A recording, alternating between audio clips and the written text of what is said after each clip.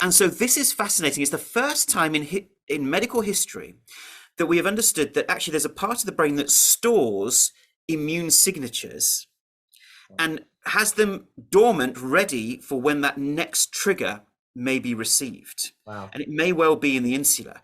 And that's so fascinating because that fits with our hypothesis that was a hypothesis for 12 years that the insula was involved. And that means that these conditioned responses get stored there. And actually, if we can just retrain that part of the brain, we could treat a whole host of different inflammatory diseases by informing the brain we're no longer in danger and it can switch off that inflammatory response. And what's so important is that that explains why people will recur with the same symptom complex with a new stress that has nothing to do with the original event. They don't need another antibiotic.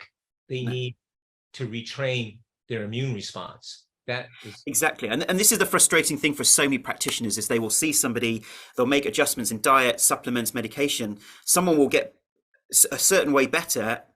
But as you say, the next stress that comes along, it re-triggers that dormant defense response. And this is often because the emotional defense system and the physiological defense system get wired together.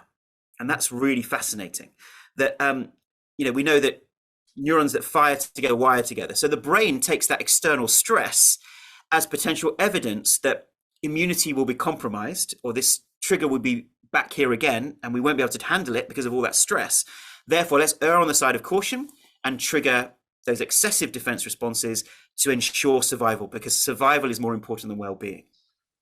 Yes. So this, I just have to stop for one second, because what always triggers my patients, and rightly so, is the hint that they have a psychological illness, because they have been, abused by the medical system and their families with the idea, because they don't have a clear-cut diagnosis, that they're just so-called depressed, when this is nothing to do with depression.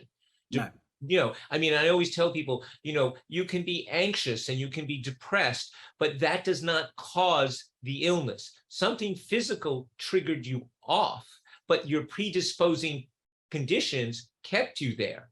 And what you're showing us is how the wiring of the self-defense system, of course, because there is no difference between the psyche and the immune system. That's what people have to understand. Like all the chemicals that the serotonin and dopamine and norepinephrine, they're on your immune cells as well. So it's one big soup.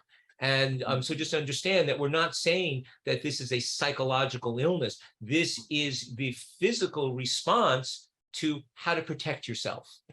Yes, Eric, you bring up a really important point. We spend so much time trying to explain this to support groups and patients. We're not saying it's in the mind, we're saying it's in the unconscious brain.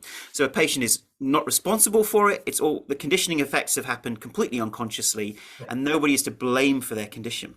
And I think you bring up an important point. When you go to a hospital, you have a separate neurology department, a separate physiology department, a separate endocrine department, which is ridiculous, really, because actually the system, our brains, doesn't differentiate. It simply says, what do I need to do to ensure survival? And that survival response will include an emotional response, a physiological response, and an immunological response. So when we have flu, how do we feel? We feel down, depressed, we don't feel like doing anything, we feel demotivated. That is deliberately there so we rest and allow the immune system to do its work. And so every physiological illness has an emotional component. Every emotional illness has a physiological component, because it's an integrated response that the body creates to ensure survival. And if we understand that, then we're no longer blaming anybody for anything.